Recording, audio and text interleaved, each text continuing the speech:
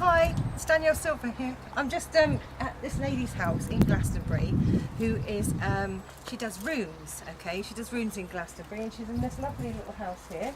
And also I've noticed she's got a little quirky bike here, which is lovely. I love these sort of bikes anyway. But come on in anyway, let's go and do a knock on her door.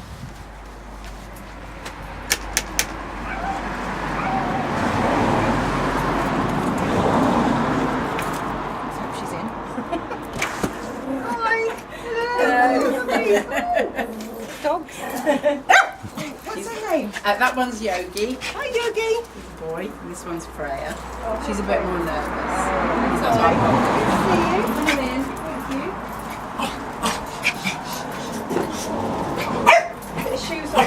Oh, won't chew me shoes, will they? Fine. There might be more light in the conservatory. Okay, wonderful. Thank you. Sorry, he'll settle down in a minute. Oh, So, thank you for meeting with me today. oh, that's all right. Teagan. Teagan. Teagan and Teagan. Yeah, Teagan. Yeah. Teagan, sorry. Yeah. Yeah. And I was just telling everybody that you do the runes, don't you? I do, and I got some of my runes here. Oh, lovely. I've got 9 sets. 9 sets of runes. Wow. Yeah. And and we met, didn't we, a while ago when you did a talk at the Spiritual Awakening. Oh yes, that was it. Yes, That's yeah, a long years time ago. ago. No, Yeah, and there wasn't yeah. any that night, was it? It was just No. after Christmas, wasn't it? Yeah, it was quite But yeah, quiet. it was quiet that And I was night. really nervous because Yeah. that was when I was just Yeah. first starting Yeah. doing talks and stuff. But yeah. we've come here today in your lovely home. We've got a nice little garden there. Yeah. Did you know you could get purple poppies? Oh, no, I didn't know that. Purple poppies. So, and you've got your lovely dogs here. They're lovely, aren't Freya's, they? yeah, I've she's- got 2 little dogs actually. Oh. Well, one's mine and one's my daughter's. That one's a rescue from Romania. Oh, lovely. It's beautiful. little Yeah, dog, isn't it? yeah. I've had her nearly a year. I got her Yeah. in August. Yeah. Yeah. So she was a rescue from Romania, where they just sort of put them all in these cages and starve them all to death rather Oh than my putting them gosh. down. They just like Oh round them all up. And you're on the road. passionate about animals. I am, and I am very passionate, especially about the ones in Europe as well, Yeah. because or India, or Yeah. because they're so badly treated compared to the ones in England. You know, Yeah. I mean, I know that we've got strays in England, Yeah, but yeah, they are treated well, and if they have to be put down, Yeah. they're euthanised Yeah. and yeah. have an And injection, whereas they are. so how did you go conceived. about? Well, I found her on Facebook. All right. Okay. It's 2 ladies, and there's one in Romania and one in England. Mm. And I will talk about the runes in a Yeah, minute. yeah. But she's Go on. called Freya, which is Yeah. a runic. Yeah. Yeah, and so there was just a little picture of her with her eyes Oh, looking she's up at the beautiful. camera, and so Oh, I was just like fell in love no, with her she's really. beautiful. And Yogi and her get on really well, which is That's it. surprising because Yeah, I had bet you him were a for bit 7 worried about years, that, weren't you? Yeah. and it was always him and me, and Yeah. we'd travel everywhere together, Yeah. and I didn't know how he'd cope, but he's really, really good with Yeah. her. So yeah, so she's very quiet. Oh, she's lovely. and didn't you do a fundraising? For Yes, it? yes, I Did did. say that? We raised £500 in Frome. A friend of mine, Mitch Garlington, we did a psychic fair, Yeah. and I did some readings. It's Uh, quite difficult. I probably wouldn't do that again because it's quite difficult reading, as you probably know, Yeah. and also organising Yeah. something because you've got one Yeah, eye that's on what's terrible. going Yeah, I on, can't do that, and the actually. door, Yeah. and Yeah. people, and And you know. were at our synchronicity this year, weren't you? Yes, Yeah. yes, that was really good. Yeah. We had some nice Yeah, readings, met yeah, some nice yeah. people. Yeah. So, what made you want to do the runes, first of all? Well, originally I lived in Oxford, and I used to have a retail business there, and then I moved away from that, and then I was working with boys with special needs. But at the Right. weekends I used to put on another hat, and Yeah. I used to come to Glastonbury to the psychic fair, the old Yeah, psychic yeah, fair yeah. that Graham used to Yeah. run. Yeah. And I put my dreadlocks in and all my hair and stuff, and then I'd Mm. drive my camper van, and I'd sort of almost like change really Yeah. and come here, and Yeah. in the end I just used to really love that more than my life back Yeah. in Oxford. Yeah. And so I just decided to come here really. Yeah. And it was really through that psychic fair that I found all of the contacts really that I've got now. Jeremy White, who taught me the runes. Right. The people that I found a place to live with, they bought a house in Norbins Road, were looking for a lodger. Right. So Okay. Yogi and I So came it in with was their like lodger. it was meant to be. It all just fell into place, and Yeah. then Pink Alley I met, who's still a good friend, and Mm. Yuri, and Steve Maddock, everybody that I originally met. Sort of, Yeah. it was a really good time. Oh, good. That's wonderful. So, but I came originally and I was doing healing, and that's what I came to do with the psychic fair. It was like Tibetan head healing, a bit like Indian head massage. And I thought I could earn a living doing that, you know, in the Glastonbury naiveness when you come here and think everything's, you know, that they're... And then you got into the... Yeah, and then I just found that I was getting arthritis in my fingers. The more I was doing it, like 10 a day, I'd get my fingers would hurt. And so I just went on a vision quest, really. Me and Yogi went to Exmoor. Yeah. And I just like really thought, you know, what else could I do apart from that? Can you say what happens at a vision quest? Well, a vision quest, well, I mean, a proper Native American vision quest is that you starve yourself and you go up on a mountain and you're there for weeks, really, and you really sort of work really within, and I didn't do that. No. I did take sort of minimum food, and but actually it just came to me almost within 2 hours of sort of starting to think, what do I want to do next? Where do I want to follow my journey? You know, how do I want to express myself? Because you know, when I came here, I wanted to help people and I wanted to further my spiritual journey. Yeah. Do you think Glastonbury's helped you with your spiritual? Oh yes, because that's all you do here really, is everything spiritually based. And it is a really good place to grow, but you've got to really go with the flow. And I was sort of, you know, before I had set ideas that, you know, I was going to be a healer and I was going to do, but actually it changed. It changed, and it just came to me. The runes, I've got to learn the runes. I've never really heard of the runes. I didn't know anything about the runes. But I knew Jeremy because he had a stand next to me at the psychic fair, and so I thought, well, it's got to be Jeremy that teaches me. So I went to him and had 2 months intensive lessons with him, and just worked 24/7, night and day, like really working with the runes. And I was living just under the Tor at the time. Did you feel maybe from the Tor? I think it was on the ley. It's meant to be. I mean, everybody says they're on the ley lines of the Tor, but it certainly did help me. And it was a very intense period. And then just as I'd sort of finished my training, or not finished it, but had completed the section that Jeremy was taking me through, he then went to America. And so then I asked the people at Yin Yang if I could then take his place, having not really done any readings at all. But I just knew, I just recognised that I'd done it before, really, because they're symbols. So do you feel you did this in a past life? Yeah, well, Jeremy thought that I had done. He'd sort of seen me working with it in a previous life. And I mean, all these stones come from Australia. Right. They just look like stones that you pick out of the garden, but a friend of mine, Ronnie Cox, got them all from Australia. He hand-picked them all and brought them all over. So really the runes are just symbols. Right. So it's really working with symbols, like a Reiki symbol. And it's a bit like a key, and it'll unlock messages. That's what I've found over the years. They unlock a psychic message to help guide people. And they're just really practical. So there's no pictures. Yeah, I've got lots of... Yoga thinks it's a treat. These are my newest ones. That eat runes, these are blackthorn. Oh right, okay, yeah, lovely. And did you make these ones? No, a friend of mine, Jim, made them. This platform's very magical. Yes, and I do. And actually, I do use that set for magic. And originally, the runes were used for magic. They weren't used for divination. They were actually used for magic. So I actually do keep that one for magic, for sort of bringing things in, mainly just for my children, like house or money or love or health or... and then actually my main set that I use for reading is in the car.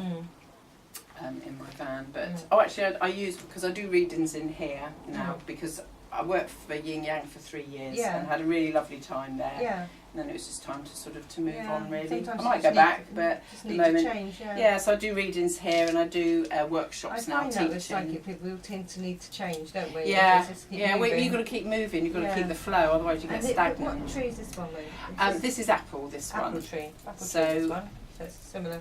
Yes. But different properties, isn't it? Yes. And I've got a I think this is hazel. This is another set here. This is lovely. They're hazel ones. But I mean, all the symbols are the same. It's just they're on different mediums. Yes, that's right. And they're tools. It's a tool. Like everything, really. It's just a tool. Like the cards and everything. But you do have to use your imagination a lot more. It's a bit like reading a book and then go in and seeing the film. When you read the book, because your imagination is stimulated, it's much more interesting. So at first it's difficult to learn the runes because they are quite plain. They're just symbols. You know, they're an alphabet, but they're symbols. and so people are like, oh, you know, so they get a bit put off. Yeah, I by always learning feel, them. I mean, I might be wrong here, but I always feel it's quite a masculine, male thing. Well, runes. yes, that's because they're associated with the Vikings. There's not many women. But actually it was the women, Jeremy would probably disagree, but it really was the women that were the divinators. Right, it was the okay. women that did the divinating to bring in childbirth, love, houses, whether the men should go out on, you know, go a Viking, which was actually go raping and pillaging. That's what Viking means. They were actually Scandinavian farmers. But the runes are much older than the Vikings, and that's what I've been really trying to teach in my workshop. They come, you know, they've been found in cuneiform writing with the Sumerian texts, which is the oldest form of writing, the very, very oldest. Like they've been found in the Bosnian pyramids, which are 30,000 years old, and there's symbols on these sort of ceramic, handmade ceramic rocks that they've got with water that flows underneath.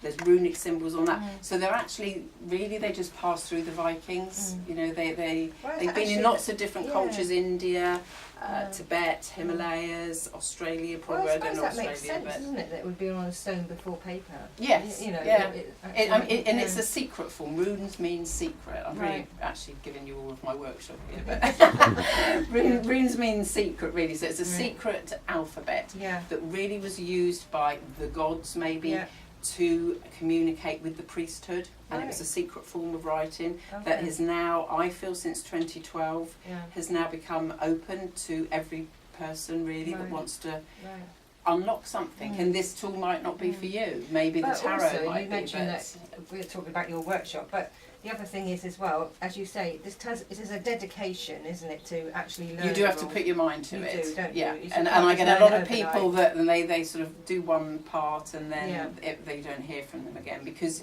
it is, you do have to be dedicated. It is the secrets aren't going to be open to just anybody that willy-nilly just wants to just dip into it and they can't be bothered, and they're not really going to put the time and effort in. So so it is.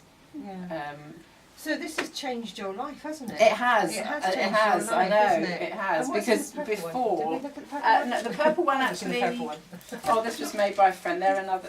These were just from Lyme Regis. These stones. Okay. And is that on Lyme Anna, Regis stone? who works from It's on Lyme Regis. crystals. It's different again. I mean, they're all so different. Yeah, and they've got. I mean, you really should make your own runes. Ideally, you should make your own runes, and you should mix your blood with it. But at the end of the day, I have never done that. So let's talk about mixing your blood with the runes. What actually happens there? Well, what you do. I haven't got I've got another one which is a ceramic runes. So really, what you would do. Either to do that, you would get a ceramic. You'd get the clay. Right. And then you just prick yourself, or you cut yourself a little bit, you drip some blood in it, and then you mix it all up, and then you make a little circle like that, and then you imprint all the different symbols on. Your energy, or you blood. can, with stones, what you could do, put them in water, prick yourself, and then mix your blood in the water, like with that. Slightly more difficult, I probably wouldn't do it with wood, because you don't really want a blood stain. It's a bit off-putting if you're doing a public reading to somebody to have a bit of blood on the room, you know, because people are a bit wary of them anyway, because they don't really understand what they're about. These symbols are it feels like very, so ancient, isn't it? They really are. They're older than everything, really. I mean, I feel. Yeah. And it was the women that did the divinating, and it does really unlock that priestess and that goddess in you. I find it has with me anyway. Yeah. It's not to say that men, you know, I mean, you know, we're all souls and we've all been in different lives, and both being male and female. But traditionally in the Vikings, certainly it was the women that would have been the divinators. But they do have a very male energy, and they are very direct. There's nothing fluffy about it. And often people, and I'm not really like that either, and I'm quite direct, and I call a spade, and people come to me for readings because they know that they're just, that's it, they're gonna, if they don't know something, I'm going to tell them A or B, and it might not be what they want to hear. Yeah, I'm like that as a reader as well. And so they are very direct. Even though this is not my tool. Yeah. I understand. Exactly, and, and it might not be a lot of people's but tools. I'm not saying I wouldn't use I didn't think it was my tool, I'd never even heard of them. Yeah, but 2011. you never know, do you? So there's a lot to the runes, as you can see. There's more, Yes. and it's a training. Yeah, and I'm still learning and now. I don't know why I'm getting this with you, but have you been thinking of writing a book or anything about them? I have. Have you? I really haven't told you that either, have I? I know. I have. I'm going to. I'm I'm hopefully. good at this, you know. Yes, Norse goddesses, because Yeah. I started doing sort of the magic, and Yeah. then I got a book about Norse goddesses, and in actual fact, the poems that a lot of the Vikings and the mythology come from are the poet Edda, and there's about 200 queens and warriors and goddesses that are mentioned there, and then there's sort of about 4 men. You know, well, there's more, but you know, there's a smaller amount. Yeah. And yet, all we ever hear about is Loki and Thor and Odin and all of those, and we don't hear about really Saga and Voran and all of the other. And there's 200 other goddesses. Yeah, it's good. And when I started tuning into them, I had all this information. January, February this year, I just spent the whole time in bed just writing all of these. Sort of channelings, really, I suppose. Yeah. And I didn't know what to do with it, and I did think about doing a workshop, but actually just this weekend, travelling down to a wedding of mine, of a friend of mine, I just suddenly thought, yeah, actually that's what I need to do, is write a book about these Norse goddesses, because they're really wanting to come forward and tell their story. I'll buy it. If you guys I'll definitely buy it. Because, you know, they empower us, and it's just, we're all goddesses, we're all, but it's, you know, anybody that comes to Glastonbury, they can channel in maybe to one goddess and have that as instead of having all, you know, other goddesses that are more well known, they can have a private one maybe that they can work with. Saga was the goddess of storytelling, you know, and she would sit with Odin by a lake, and they would drink mead out of a gold cup, and they would exchange, but you don't hear much about Saga, but she's got even though I've myself been doing readings for like 30 odd years, so much I don't know still. Yes. You never stop learning. It's just an ongoing thing, isn't it? Yeah, and that's what I was, you know, I've done the readings, I've done the workshops. And what else? And I was I knew there was something else. This is what's called you, isn't it? Yeah, and even if nobody buys it, it'll be the process of me writing it and tuning I'm sure they will, because I know I will. Okay. I'll definitely buy it. So, now you do these readings, and you do them. How would somebody get in contact with you if they wanted a private reading with you? Well, I've got a website which is Teagan.com. Right, Teagan.com. So they can just get on that. Facebook yes, as well, Facebook. Yes, I've got a Facebook page, Runes for Transformation. Okay, that's good. Yeah. Yes, so. And is there anything else in the pipeline at the moment? No, I don't think there's anything else that I can think of at the moment. No. Well, I think this is a lot to be going on with. Yes. You're going to be doing a book, and I think it's really, really interesting.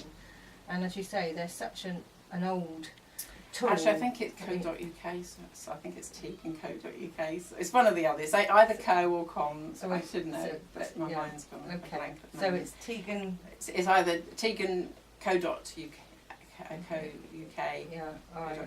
Or Teagan.com. Okay. But either way, if you just put my name up, it comes up anyway. Yeah, okay. So yes, you can make a booking. Shamanic drum there. Do you do that? Yes, I do. I do every Wednesday. I usually go to the assembly rooms, because that's the nice thing about living in Glastonbury. That's another thing that drew me, because there's so many interesting things to do here. Yeah. So I do shamanic drums. This is a sea drum. Oh, lovely! I've never seen that before. Oh, lovely.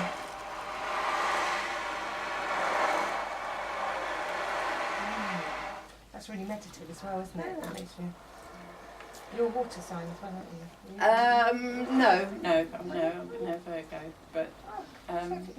What's Scorpio? Well, my daughter's Scorpio. Oh, right, I don't know. Just put Scorpio with them. Got that wrong. Anyway, so you're going to become you. So I do shamanic drumming, and I do. And I've got 3 drums, and I take one with me when I go off in my camper van and I go to explore. So do you teach drumming at all? No, I don't. No, Lydia does that. No, Lydia's a very good teacher, and so she teaches that. So I leave that to her. That's her thing, and I do the runes. So that's lovely. So well, anyway, so any anybody wants to get in contact with you, they do via the Facebook or the website, which I'm going to put underneath because we're not quite sure what it is, but we will do. We'll put it underneath this actually. Not very good marketing. This vlog what we're doing today. Yeah, I do divination, not marketing. Yeah, but this is actually lovely. I mean, I'm really intrigued with all this because I think it is something that's ancient, and I do think it's something to look into. Because it's a very personal thing, I think, the runes as well. Yes. I think if you're going to get pulled to it, you do get pulled to it. Yes, you do, Yeah. yes. Yeah. And some people, you know, even they might be mediums or readers themselves come for readings because it's a different tool. Do you charge for your readings? Yes, it's usually about £1 a minute. So it's £1 a minute, yeah, which so is it's well sort of, worth it. Yeah. Because, I mean, obviously I don't do minute readings. Because, well, I mean, the thing is, how long in between readings would you suggest? Oh, yes, for the people. Oh, probably about 6 months really, because a rune reading will cover about 6 months really, and then things change, and it's like a tree and it branches out, and you go down that track, and then things, you know, change organic, basically really. So I wouldn't really encourage people to come too much, and I do have to slow people down and sometimes. Also, you know, like you said, every 6 months. So, so if they come, how long would you suggest they have to have a proper reading with you? Well. Maybe an hour? Or half an hour. Half an hour. Yeah, but I think once somebody sort of starts coming quite regularly, I would tend to ask them, you know, to maybe look within and maybe try and activate their own intuition, because this is really just what I like to do is stimulate other people's intuition and their own guidance system within them, instead of them keep coming, you know, to readers, because I think then you take more of an active part in your life, and you start manifesting, you start being in charge, like driving your own life, instead of sitting there as a passenger with somebody going, turn left, turn right, turn left, go down that road. It's just like, you well, I start really love what it. you're doing here, because I do believe you're a bit of a pioneer for these runes, for bringing yes, women and certainly as a woman I am, because there aren't, I don't know, touch wood, but I don't think there are that many people, women in Glastonbury that are readers, and certainly in the country there's very few. They're mainly sort of the men that are here, really but really so empowering. I bring a sort of a glamorous tint to the Yeah. runes. So thank you for talking to me today. That's all right, thank you. Thank you. Okay, thanks. Bye. Don't forget to subscribe, Danielle Silver Medium.